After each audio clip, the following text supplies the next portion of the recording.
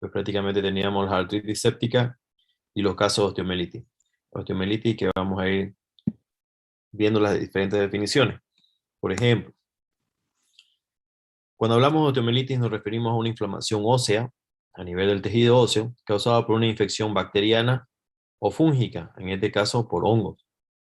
Y con menor frecuencia puede producir una inflamación ósea, parásitos, o en este caso micobacterias, como en el caso del micobacterio tuberculoso, que es el que no, o el bacillus que nos puede dar una osteomielitis tuberculosa.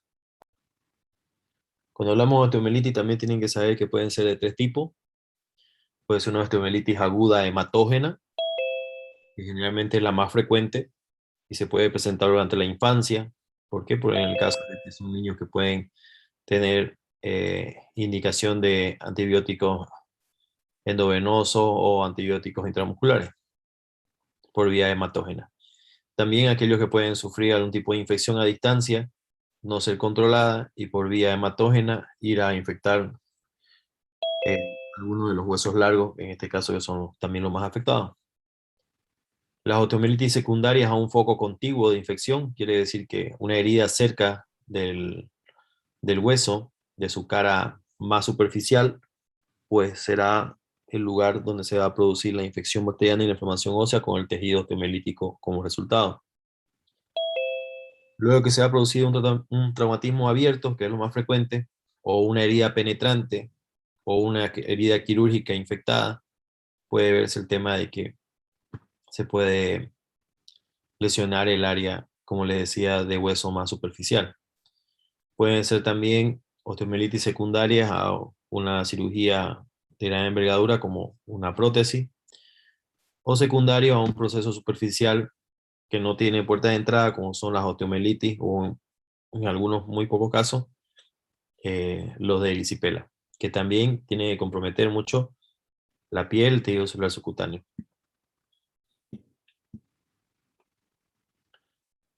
Una tercera forma de osteomielitis es la osteomielitis secundaria a una insuficiencia vascular.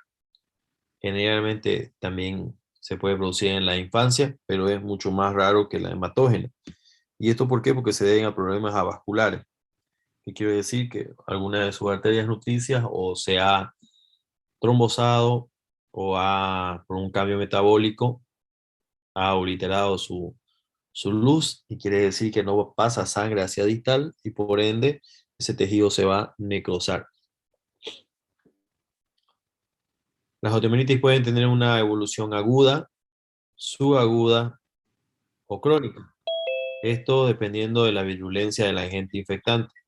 No es lo mismo hablar de una osteomielitis por un Staphylococcus aureus que hablar de una osteomielitis por una Escherichia coli. La Escherichia coli es mucho más virulenta en este caso, o sea, más fuerte y más agresiva que el Staphylococcus aureus. También tiene que ver mucho con la respuesta inmunológica del paciente. No es lo mismo un paciente bien nutrido, con un buen sistema inmunológico, con un paciente mal nutrido y con mala insuficiencia o un mal sistema inmunológico. Y esto se lo ve, por ejemplo, en que las peores osteomielitis se lo ve en los niños desnutridos que llegan a los servicios de emergencia en los hospitales de tercer nivel. En sí, ya hablando de lo que es el primer caso de la osteomielitis aguda hematógena, se produce en el curso de una bacteremia, o sea, de una infección bacteriana que ha pasado a sangre, que puede ser sintomática o asintomática. Y esta bacteremia que tiene en la sangre, la bacteria, llega hasta el hueso, produciendo, obviamente, el resultado de la osteomielitis hematógena. Generalmente se pueden localizar en metáfisis de huesos largos como el fémur, tibia, húmero. ¿Y esto por qué? Porque la metáfisis del fémur, la tibia y húmero, como es la articulación de las rodillas o el hombro, son altamente vascularizados, como ustedes recordarán, a nivel de las rodillas. Tenemos las arterias geniculares, tanto internas como externas, superior, media e inferior, haciendo una anastomosis. En el hombro tenemos un anillo, en este caso el anillo circunflejo. A nivel de cadera, lo mismo, las arterias circunflejas, que forman un anillo y una red vascular alrededor de la articulación. Y esta gran red de vascularización, red de arterias y venas, pues hace que el agente infeccioso llegue más frecuentemente a esta zona metafisiaria. Estos microorganismos viajan a estas redes capilares que les mencionaba, donde esta red vascular tiene la característica de su circulación es muy lenta, y es por ende que si bien las bacterias están en toda la sangre, circulando por todo el cuerpo, es justamente a nivel de articulaciones, donde la circulación es lenta, que pueden llegar a replicarse y obviamente a producir toda su patología con el proceso de inflamación local. Luego que está en esta red vascular alrededor de las metáfisis, pueden viajar a través de los canales o túneles vasculares a inicio de la matriz cartilaginosa, donde puede producir su infección. En niños menores de 18 años, las metáfisis están mucho más vascularizadas, esto gracias a los vasos transepifisiarios, que no sucede en otros lados, atravesando esas epífisis, llegando al espacio articular y produciendo prácticamente las artritis sépticas que ya hemos visto, e incluso complicando con osteomielitis. ¿Por qué? Porque si bien se van hacia arriba, se pueden ir hacia abajo a través de estos mismos túneles vasculares, como ustedes recordarán, los conductos de Haber, el conducto de Wolman, y ya complicando con una osteomielitis. Osteo por hueso y mielitis por médula. Y ustedes saben que a nivel de diáfisis están las médulas.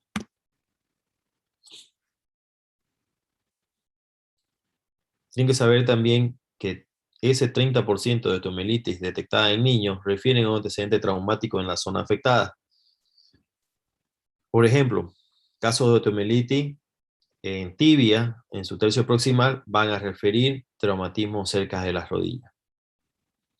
Pueden ser también otras situaciones que te pueden producir una infección local, como mordeduras animales, heridas penetrantes, y en el caso de que pueden estar asociadas a la vía hematógena, la sinusitis, las mastoiditis, los mismos dolores de los conductos auditivos, o en el caso de la sepsis dentaria. Esta sepsis dentaria te puede producir una osteomielitis a distancia cuando el niño presenta pues múltiples piezas dentales en mala calidad, con caries, eh, como le digo, gingivitis, piezas dentarias que se han fracturado, que encuentran solamente un pequeño vestigio, y si ustedes se dieran una vuelta por hospital materno infantil donde llegan muchos niños del campo, se van a dar cuenta que las piezas dentarias están totalmente cariadas, y ese niño en primer lugar no puede comer bien, y en segundo lugar pues tiene un foco latente para hacer una osteomielitis hematógena. Hablar directamente de la osteomielitis a nivel de la población infantil es desconocida, porque muchos de ellos no son detectados durante su infancia, y si no, son detectados a nivel de su adolescencia. Se ha hecho un aproximado de todos estos estudios y se cree que más o menos el 50% ocurre dentro de los primeros 5 años de vida, ese niño que todavía no ha ido al colegio, y generalmente frecuenta más a los niños que a las niñas. ¿Esto por qué? Porque el niño es más activo y puede sufrir el traumatismo que se veía previo anteriormente de una infección ósea localizada. Pueden afectarse generalmente cualquier hueso del sistema musculoesquelético, o sea, cualquier hueso de la economía, pero ya saben ustedes que lo más frecuente es que se afecten los huesos largos de las extremidades pélvicas, tibia, fémur, muy difícilmente los pies. Más frecuente es la tibia por su relación de la cara anterointerna, que es totalmente subcutánea, a nivel del fémur por la gran vascularización y un foco séptico a nivel de piezas dentales, por ejemplo, y la gran vascularización que tiene el fémur, pues va a ser un hueso largo muy frecuente de producir una infección.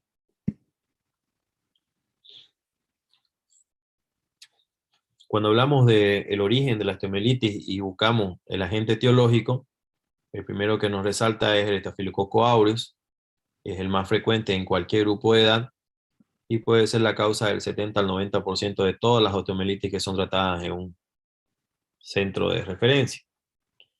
En los recién nacidos, la etiología más frecuente después del Staphylococcus aureus es la Escherichia coli, el Streptococcus agalactiae, bacilos gram negativos, y en el caso de que estén muy comprometidos, Candida albicans, como un fúngico o un hongo que te puede producir una osteomielitis hematógena. En lactantes y niños mayores, debido a la drástica reducción del número de infecciones por hemófilos de influenza, el tipo B, tras la introducción de la vacuna, las osteomielitis pueden ser causadas por estafilococo aureus o Streptococcus pneumoniae. ¿Qué quiero decir? Que gracias al PAI, al Programa Ampliado de Inmunizaciones, las infecciones por hemófilos de influenza del tipo B reducen, dejando en manifiesto el estafilococo aureus y el Streptococcus pyogenes.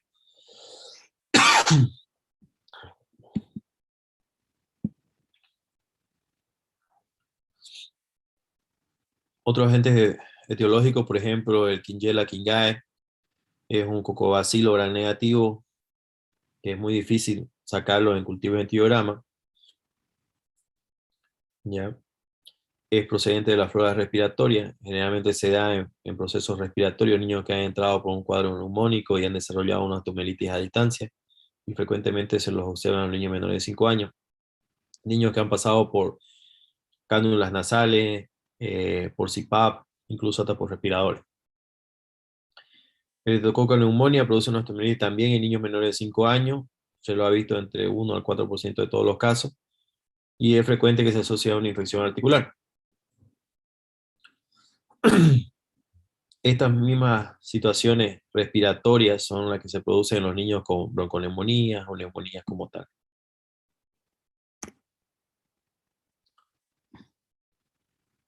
En el caso de las osteomielitis que se dan en los adolescentes, puede producirse infecciones por Neisseria gonorrhoeae, al igual que vimos en el caso de las artritis sépticas en los adolescentes. Se tenía mucho que investigar el tema de la actividad sexual, ¿no? Y sobre la clínica que podía producirse a nivel de sus aparatos reproductores sexuales. Y es igual que la osteomielitis en los adolescentes, lo primero que hay que investigar es si no se debe a una Neisseria gonorrhoeae. En niños con inmunodeficiencia que viven en zonas endémicas pueden producirse osteomielitis por hongos, parásitos o micobacterias. Hongos, ya veíamos Candida albicans, y en el caso de las micobacterias podemos tener aquí el caso del bacilo de Koch, produciendo una osteomielitis tuberculosa. Es importante que se tenga en cuenta que en los últimos años se han estado despidiendo cada vez más casos de infecciones por estafilococo aureus, meticilinos resistentes. En este caso, ustedes saben muy bien de que el estafilococo aureus es saprófito de la piel y que generalmente todos los antibióticos, cualquiera sea la razón, son gran positivos que te actúan muy bien sobre el estafilococo aureus, pero existe situaciones donde hay una mala adherencia al esquema de antibióticos y te puede producir justamente el estafilococo aureus meticilino resistente, totalmente resistente a los antibióticos que pueden ir a las penicilinasas, que pueden ir directamente a lo que son los beta-lactámicos. ¿Cuál es la clínica? La clínica de la osteomielitis puede ser inespecífica, a lo que muchas veces puede dificultar, incluso retrasar el diagnóstico, y sobre todo esto teniendo en cuenta el grupo de edad, por ejemplo, el neonato. Los síntomas más frecuentes son la fiebre, el dolor agudo persistente que se incrementa con la extremidad, un movimiento de la extremidad, la inflamación, el enrojecimiento del tejido que está sobre el hueso, en este caso es muy evidente como pueden ver en la imagen de la derecha de arriba, ese aumento de volumen, ese cambio de coloración. Generalmente el paciente llega a cojear o se niega a caminar. ¿Y esto por qué? Porque como hay un edema, hay una inflamación dentro del tejido óseo, el hueso que va a soportar el peso, ustedes le aumentan más presión, más peso, pues evidentemente va a despertar dolor.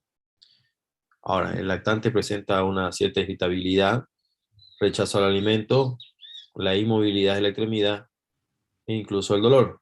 Entonces eso es muy importante que ustedes puedan ver si están viendo el caso, digamos, de un neonato. El neonato no te va a decir me duele.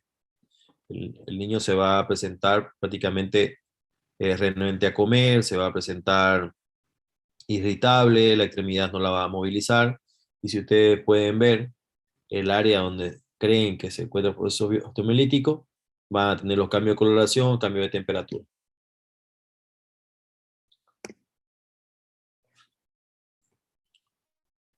Como les decía, es difícil a veces dar el diagnóstico, sobre todo en los diferentes grupos de edad y en los primeros, como en el caso de los neonatos. Por ejemplo, la osteomielitis recién nacido que es infrecuente, pero es una infección grave, generalmente debido a una diseminación bacteriana de un neonato. ¿Esto por qué? Por los catéteres endovenosos. Ya les decía yo, el recién nacido generalmente es el que va a necesitar antibióticos vía endovenosa o intramuscular. ¿Esto por qué? Porque evidentemente el niño no puede recibir antibióticos vía oral, ¿no? Entonces es más fácil administrárselo intravenoso. Pero estas administraciones de antibióticos endovenosos tienen que pasar a través de la piel y es por eso que son frecuentes las infecciones por estafilococo aureus, como veíamos.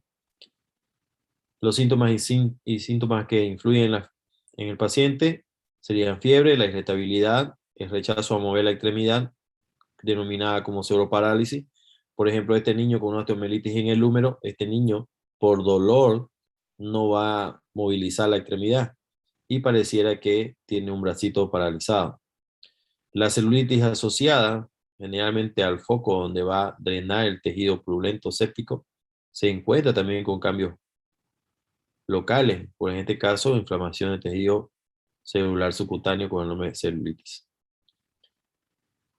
Es frecuente que se complique con una artritis séptica, ya ustedes saben por qué, porque la red vascular, tanto que lleva eh, circulación hacia la diáfisis, puede llevar hacia las epífisis a través de las ramas transepificiarias, que como vimos pueden penetrar al espacio intraarticular.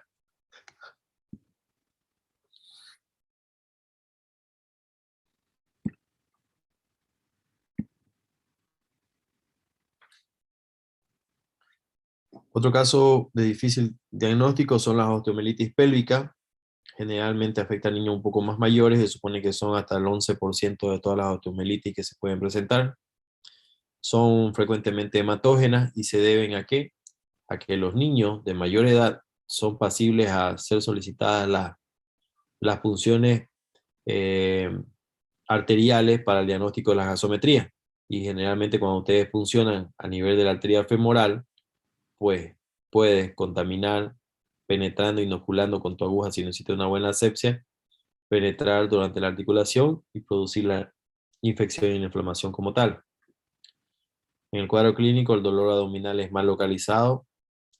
A veces el dolor se refiere a nivel de caderas o nalgas, región glútea, o a la región lumbar, lo cual el paciente va a tener una dificultad y una incapacidad para ponerse en la posición de sedestación.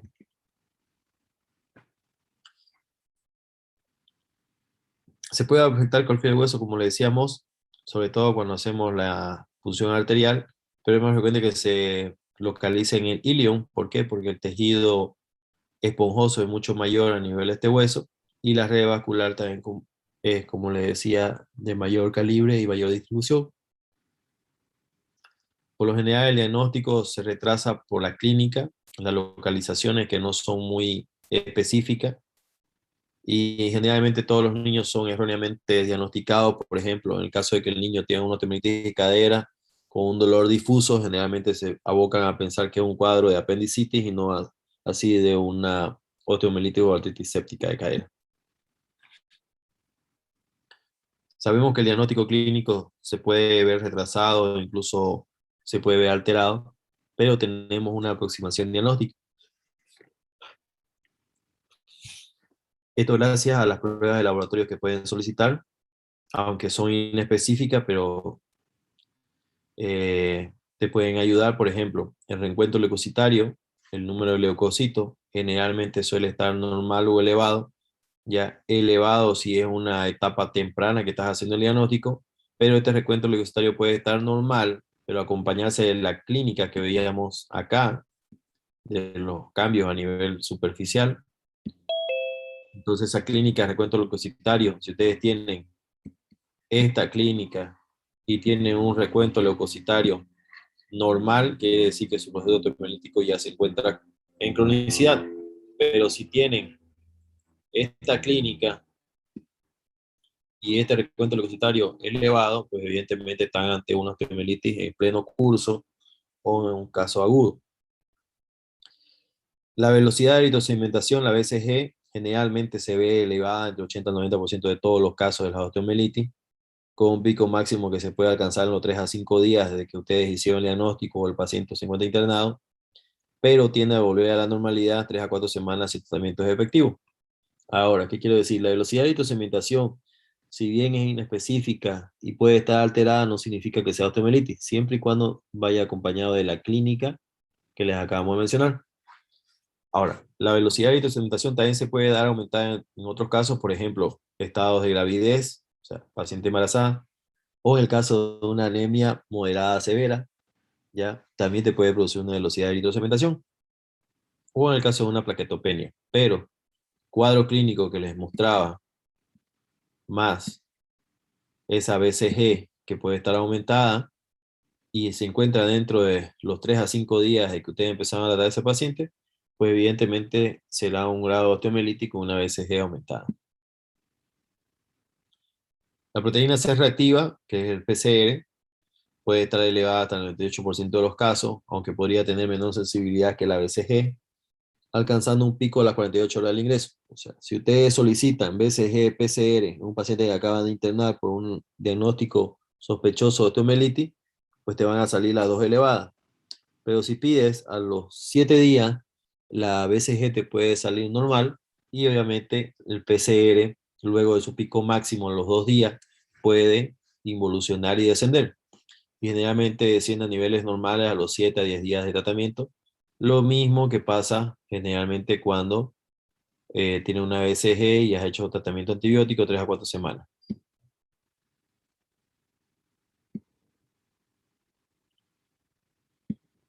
Muy bien, tienen la sospecha diagnóstica, pero no tienen el agente patógeno.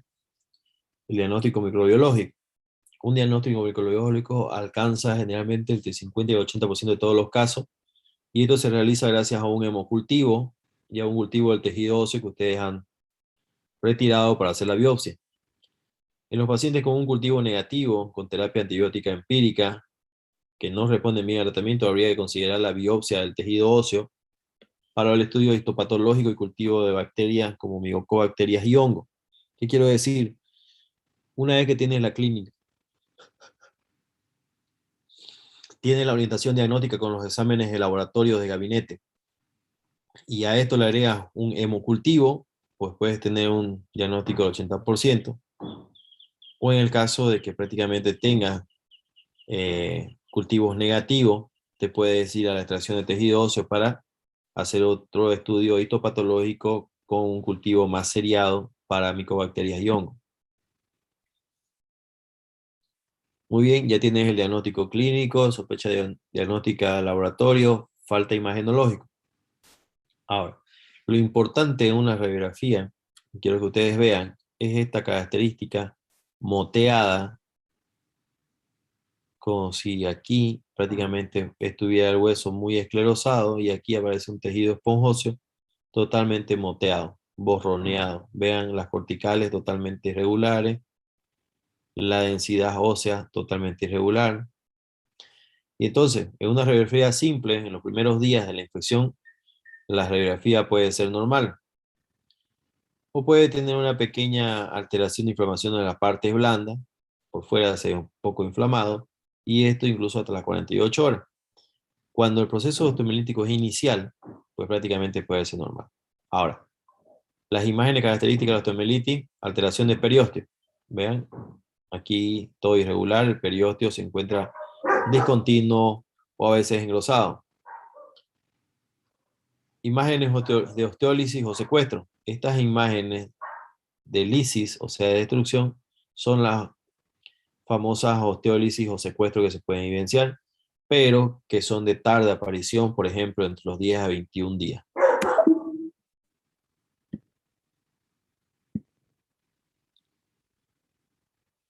En la imagen de arriba ustedes pueden ver un estudio ecográfico, ¿ya? Este tratamiento es rápido, no irradia, no molesta, no se necesita sedar al paciente, simplemente aplicar el traductor. Dentro de los 2 a 3 días, ¿ya? La inflamación de los tejidos, seguido de la lesión del periósteo, acúmulo de una pequeña cantidad de líquido, te puede diagnosticar o te puede sugerir el diagnóstico de un proceso infeccioso. Por ejemplo, aquí vean la cortical del fémur, vean el contenido líquido, el engrosamiento, la reacción periostal y el periósteo elevado o engrosado. Entonces eso es lo que rápidamente puedes hacer con el ecógrafo.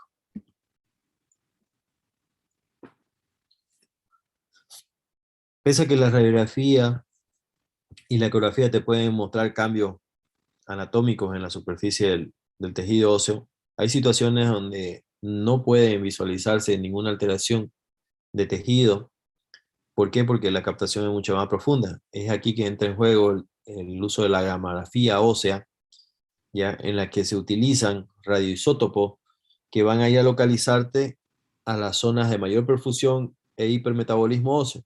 Por ejemplo, como pueden ver aquí, a un paciente con sospecha de osteomelitis izquierda, se le administró radioisótopo y ellos viajaron al torrente sanguíneo y llegaron a la zona donde existe mayor captación de metabolitos, dibujando así, miren, una osteomelitis a nivel de cóndilo femoral y de platillo femoral. Oye, platillo tibial, perdón.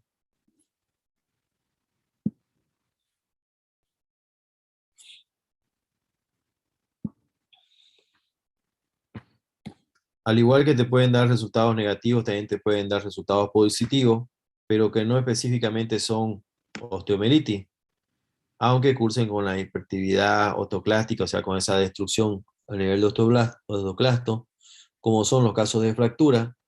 Por ejemplo, en las fracturas existe una muerte celular programada a nivel de los bordes de la fractura, ¿ya? Y es por eso que muchas veces cuando ustedes tienen dudas sobre una fractura incompleta, deberían de solicitar 5 a 7 días después otra imagen radiológica. ¿Para qué? Para ver justamente esta destrucción celular que se debe a la hiperactividad autoclástica.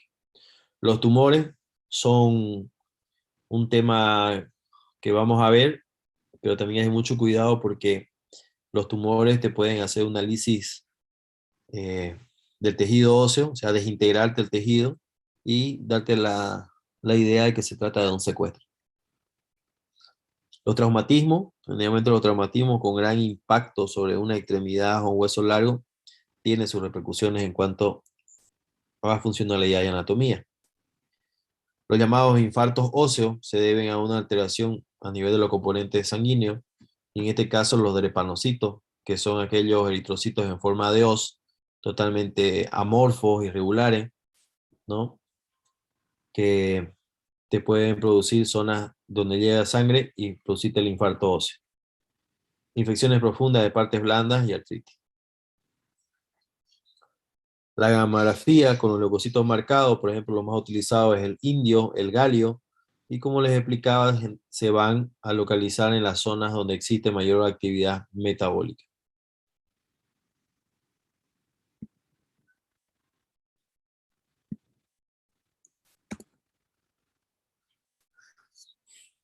Si bien la gamografía te puede descifrar un lugar de osteomelitis muy escondido, tiene sus limitaciones, ¿ya? Esto se debe a que se produce una gran irradiación y hay menos sensibilidad a nivel de lo que es infecciones de la columna vertebral.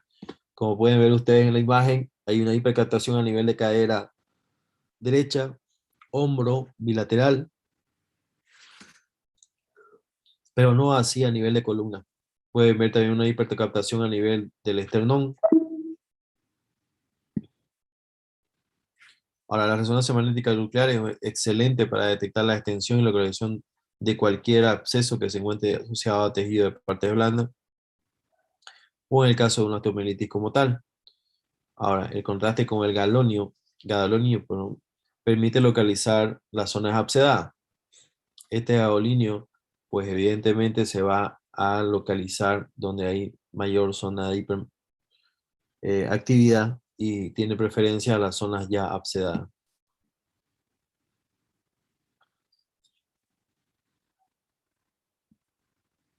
La técnica de elección para diagnóstico de osteomelitis vertebral o pélvica, que ofrece bastante información sobre la localización, la anatomía de la región y la presencia de abscesos que requieren, tiene sus limitaciones.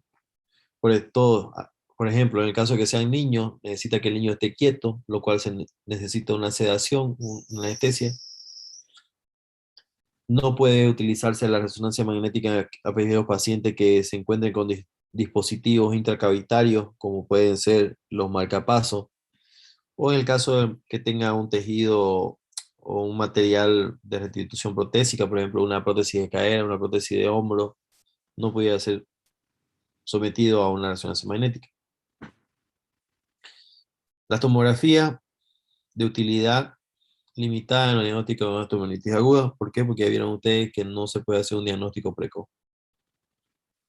Es más útil para el diagnóstico de osteomielitis crónica, o sea, la tomografía, que la resonancia magnética, ya, porque ella puede, la resonancia magnética solamente te muestra la profundidad y la localización, pero en cambio la tomografía te hace una reconstrucción de todo ese tejido óseo en el cual tú puedes valorar el grado de compromiso en cuanto a tejido óseo sobrante, tejido óseo osteolítico, como pueden ver aquí, ¿no? Una tomografía, y pueden evidenciar esta gran área que es un área de lisis, de destrucción ósea. Hay alrededor hueso esclerosado que trata de defenderse para que esto no aumente de tamaño, entonces es un hueso reactivo.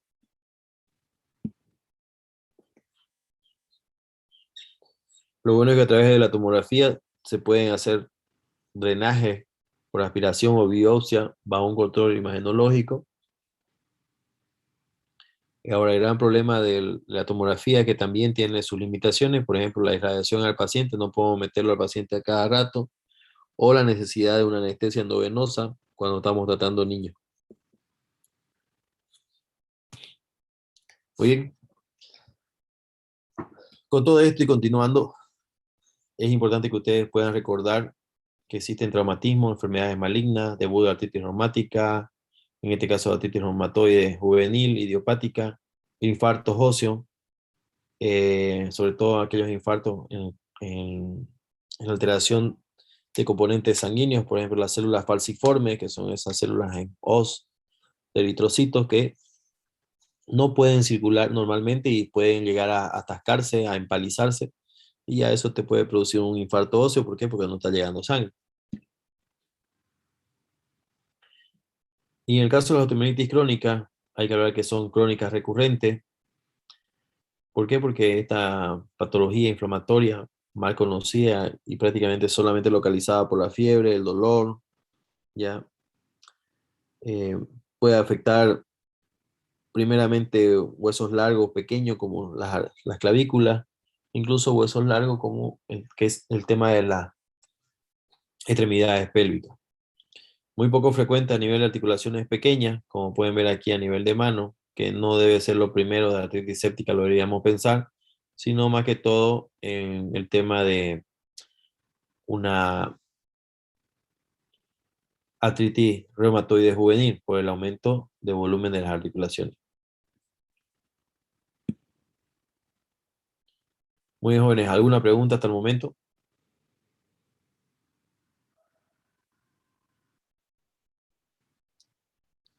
Bueno, hasta aquí lo Buenos vamos días, a dejar. doctor. Buen día, ¿qué me dices? Solo es una pequeña pregunta. En lo que se leyó en el tema y en un poquito que revisa aparte, ¿es imposible que haya osteomielitis por infección viral? Osteomielitis por infección viral. Hasta el momento no se han diagnosticado procesos osteolíticos o prácticamente de inflamación por un virus como tal, ¿ya? Lo que sí se ha detectado es el tema de bacterias, hongos, micobacterias, pero por virus no tienen el tamaño ni la replicación. Tú sabes muy bien que el virus necesita un huésped, en este caso una célula, ¿ya? Y penetrarse a un tejido óseo como un osteoblasto o un osteoblasto ya maduro, un osteocito, no tiene cabida de replicación, o sea, no se puede reproducir, digamos, ¿no? Entonces, no tiene un huésped a nivel de hueso, pero sí tiene un lugar, por ejemplo, la bacteria, lo único que se necesita es un lugar, en este caso las bacterias, los hongos, los micobacterios son los que te pueden producir una osteomielitis. Hasta el momento no hemos visto osteomielitis que sean evidentemente por virus. Gracias, Muy doctor. bien. Antes que se acaben, por favor, los mismos grupos de práctica se van a volver a organizar, ¿ya? Y vamos a hacer la práctica para su segundo examen práctico, ¿ya? Todo lo que es inmovilizaciones. Así que vayan preparándose en férulas, yesos, tanto de extremidad torácica como de extremidad pélvica, hablando de yeso braquiopalmar, antebraquiopalmar, hablando de una férula inguinopédica, hablando de un yeso pelvipédico, hablando de una calza alta que es la inguinomalular, hablando de un yeso tipo Sarmiento, hablando de un yeso suropédico. Entonces, todos esos jóvenes vayan repasándolo por grupo, porque igual también les va a tocar un caso clínico y ustedes van a responder con cualquiera de esas inmovilizaciones y la van a realizar, obviamente, con uno de sus compañeros. Entonces, vayan revisando el tema de inmovilizaciones y el material, algodón, vendas de gasa y yeso blanco, como conocen. Mínimo 4 por grupo, jóvenes, ¿ok? Un algodón de 200 gramos y sus vendas de gasa de 20 centímetros, 2. Vamos a ir programando antes que acaben sus parciales del cuarto y antes de entrar al examen final. ¿Ok? Bueno, jóvenes, nos vemos el día miércoles.